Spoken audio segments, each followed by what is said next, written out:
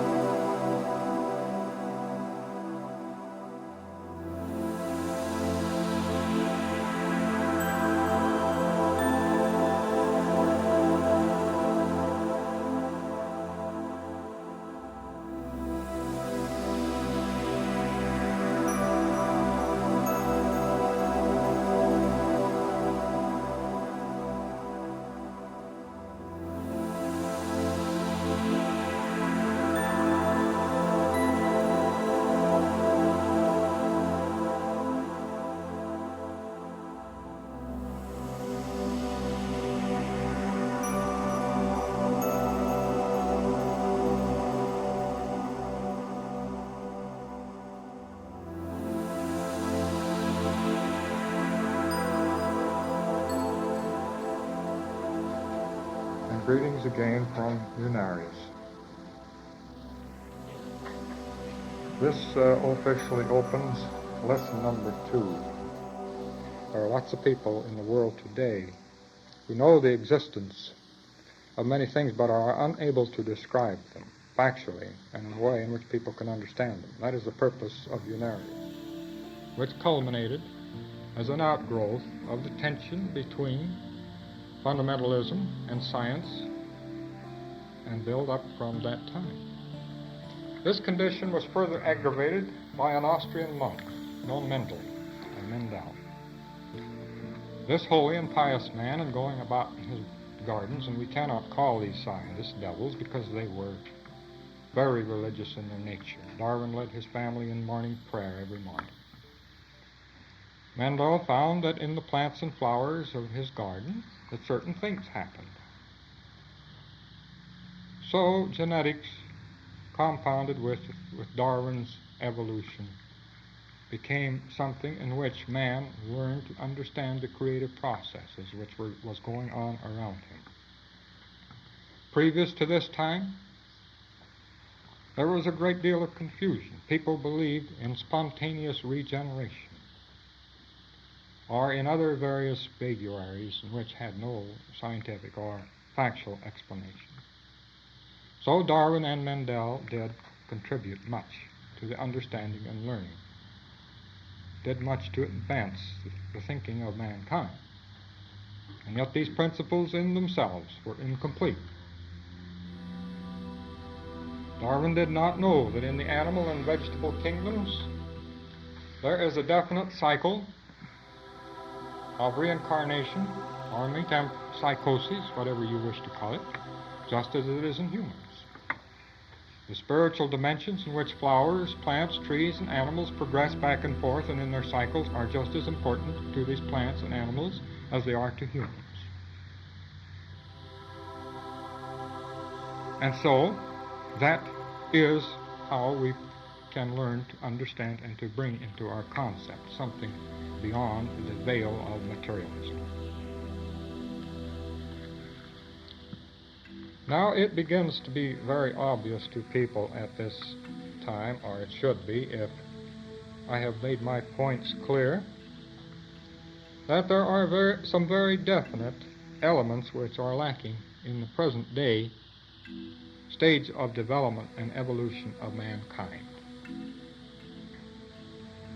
To further verify this situation, we might go into it from the standpoint of statistics as they exist among the hospitals, the asylums, and the penitentiaries of this great land of ours.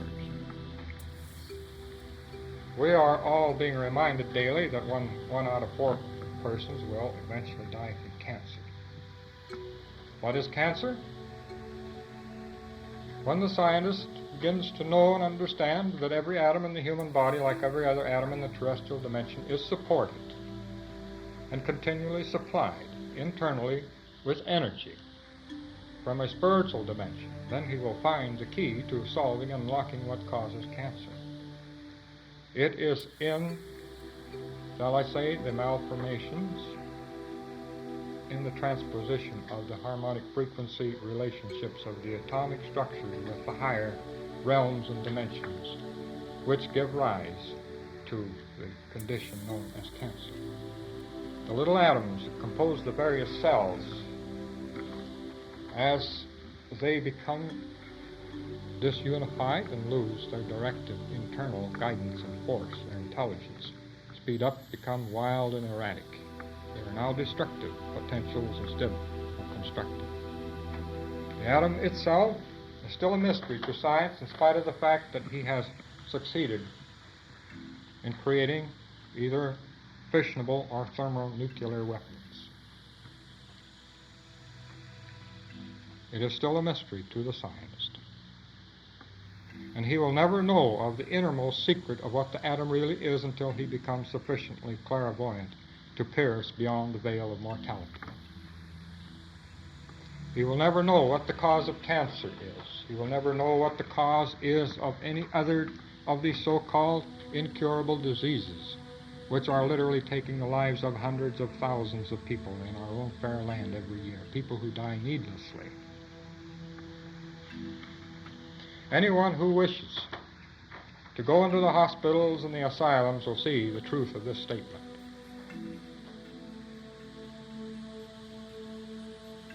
There are quite often, and there is a series of television programs going on right now which is called Medical Horizons.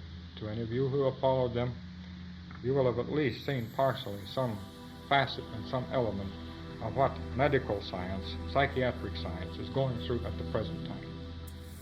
Oh, it is true, they have made wonderful and beautiful advances. And when we remember that psychiatry and medicine has practically been in existence in its modern form for a comparatively short time. But there is much to be done. And this much will be done from the spiritual side of life. At the present time, science, whether it is medicine or psychiatry, has passed the point of diminishing returns in the various ways and means in which he has created laboratories, scientific apparatus, and various other means of discerning conditions in the human body. We must remember also that it was about 50 years ago that people who suffered from various mental aberrations and were known as crazy people were locked in cages like animals. They were kept in freezing weather. They were chained. They were beaten. They were left half naked and starving because they weren't human anymore. Well, we've gone a little farther than that now. We take them inside where it's warm and we feed them and keep them clothed. But we still treat them like they're insane.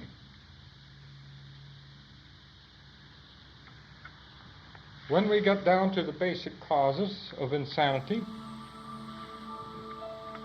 and what causes these conditions, the scientist or the psychiatrist, if we call him thus, will have to go back to the New Testament. He will have to begin where Jesus left off. We're all familiar with the story, and if we can believe any part of the Bible at all, or the mission of Jesus, either that or we are forced to throw it out of the window. We all know of the story when Jesus approached the crazy man in the cemetery, as he was called, a man obsessed with demons. And so the demons cried and screamed, "Where shall we go if you cast us out of him?" And so Jesus told them, "Enter then into this herd of swine." And they did that, and the swine were obsessed and ran down and cast themselves into the sea. Evidently, the modern psychiatrist has gone past the point where he should take the word of an advanced master like Jesus. He refuses to recognize the spiritual elements of man's transposition in the terrestrial dimensions. He refuses to recognize, just as the atoms in the body are spiritual and are purely energy in all their form and circumstance, so is the dominion of the psychic self, purely spiritual. The most objective thing which you see around you and which you call solid form or substance is in itself merely an abstract supposition and nothing else. You, just as the walls of this building and every other terrestrial substance which you see about you, is nothing more or less than a pulsating mass of energy which is called atoms. Transpose these atoms into any other form, and we have energy moving dynamically. Atomic energy is static. That is why you think it is solid. It is solid only because you are in comparison solid to it. If you could raise the vibration of the atoms in your body to a little different frequency in which it was normally accustomed to existing in this world, you could do just as Jesus did. You'd walk on the water and walk through the walls of this building, or through the walls of a tomb for that matter. The flying saucer men to this day are doing that very thing. They come from other worlds, and they fly in ships in which they have succeeded in changing the basic frequency of the atomic structures of metal so that they can span these vast distances which our science calls space, and which is not space at all, but is filled with this radiant pulsating energy which is God Himself. Next week, we will occupy the classroom upstairs. We will go into diagrams, and I will try to explain to you factually on the blackboard in understandable nomenclature with diagrams our first really constructive lesson in the realm of energy. I will try to explain what an atom is, how it comes into this terrestrial dimension, how it is supported. I will also explain to you what the sun is, how the worlds, the planetary systems exist.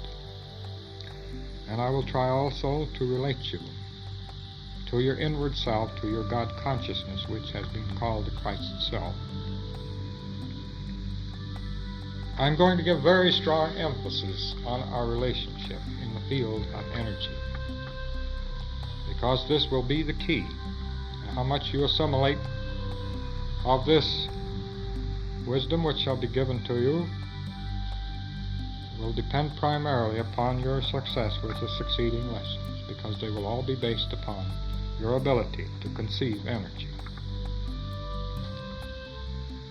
It is the basis for all of the missing elements and the missing links in our sciences and in our theologies. These will be, shall we say, fourth, fifth, or sixth dimensional concepts. They will be given to you out of myself, but working in conjunction and in harmony with people who have not only lived on this planet at different times, but of others who have long since come and gone and reached the point where they need not return anymore. I might quote to you such names as Newton, Planck, Einstein, Faraday, Volta, Lagrange, Copernicus, Galileo, Plato, and many others. And you may rest assured that they will all have their hand in there somewhere. They will all have the power of the projection of their minds. There is something else which I will touch on this time, and which you may rest assured and is a definite promise. Not from myself, especially. I am participating in this promise naturally, but it is given by others too. That each and every one of you, even though you do or you do not assimilate the knowledge which is given to you in these succeeding lessons, but you may rest assured that even though your conscious or your objective mind does not function on that level or plane, do not be dismayed. You have a psychic self which dwells and which lives and which recreates you every hour of the day. And within this psychic self will be stored this wisdom and knowledge. It will be also made possible for you through these various transitions that a truer and a more cleaner contact will be made with the higher self, and that there will be changes in your life. They may be subtle or they may be strong, but there will be changes. For everyone who walks this path never returns, but goes on into higher and ever higher dimensions and concepts. And so, from the loved ones from the higher spiritual planes, wish to convey to each and every one of you their own personal message, that you will be guided, guarded, and protected, and that they send you the fullest measure of their love and their understanding. In your book, Truth About Mars, you mention the rolling of the rock away from the entrance. Since you were in the astral body in your flight, couldn't you have walked right through the wall or rock? Well, I could have, but you see, Ernest L was very, very anxious that I learn everything possible about Mars. You see, the reason for those locks, they were airlocks actually, was to come and go on the surface of the planet, and without these danger of these mutants that they had running around loose, and various other things that might land on the planet from outer space. So if these openings were very cleverly concealed, why then naturally there would be no less chance for an invasion into the cities below, wouldn't there? I mean that you, in the astral state, could you have not passed through a solid? Wasn't it unnecessary to roll the rock away? Oh yes, quite sure. I could have, as far as astral flight is concerned. In fact, to assure you, the very first contact I made, I was standing right on the street, right in the city. Mm-hmm. Do these cities have many levels? Well, those cities in themselves are actually, the one that I saw was basically constructed on the two levels. They're, as far as the manufacturing areas are concerned and things of that nature, where perhaps other activities were concerned, I didn't go too deeply in them. We were primarily concerned at the time with giving the people something, as there was a good deal of the flurry about the astronomical end of it at that time, with the conjunction in the orbit of Mars as its close proximity of 33 million miles with the Earth. Could some of these advanced inventions and shortcuts of learning, etc., be brought to the Earthians? That is not only a possibility, but is a definite fact, and I have already done so. Not only from Mars, but from other places too. It has already been done not only by myself, but other people too. In fact, you can attribute most of the scientific ages that exist today as teachings and, as we say, gifts, not from the laps of the gods, but from the minds of other men upon other planets. You look back and you'll see that 50 years ago was about the time the Wright brothers flew the first airplane, isn't that right? 1904, somewhere in that vicinity. And from there on up until our days of streptomycin and penicillin, we've had a lot of taking from the other places. And they have been primarily psychic revelations into the inner consciousness of scientists from other dimensions and other worlds. That help? In fact, many of the scientists themselves are reincarnations and have lived in these planets at different times, even though they may not consciously know of it. Yeah? How does the psychic body itself recreate? You understand, in the physical process of the body, every minute in your body there are 1,500,000 new cells being born. You understand that? You must realize also that if you think a thought in your mind, and because you quit thinking about it, doesn't necessarily mean that that thought has ceased to exist. It hasn't. Because that thought has been reflected back into your psychic body and has changed and made a little shaping. It's created its little intelligence, its little relationship into the psychic structure of the body itself, the psychic self. Therefore, you can see that by the end of the day, you put a lot of things in there that you didn't have in the morning. Isn't that right? And as you go along, due to certain orders and laws of frequency, harmonic relationships, you are by the same token discharging certain waveforms that have been placed there previously. Just as you tear down cells in your body through moving your arms and wiggling your legs and your tongue and so on, you're tearing down cells, aren't you? So it does the same thing in your psychic body, except it's being done with energy instead of with tissue.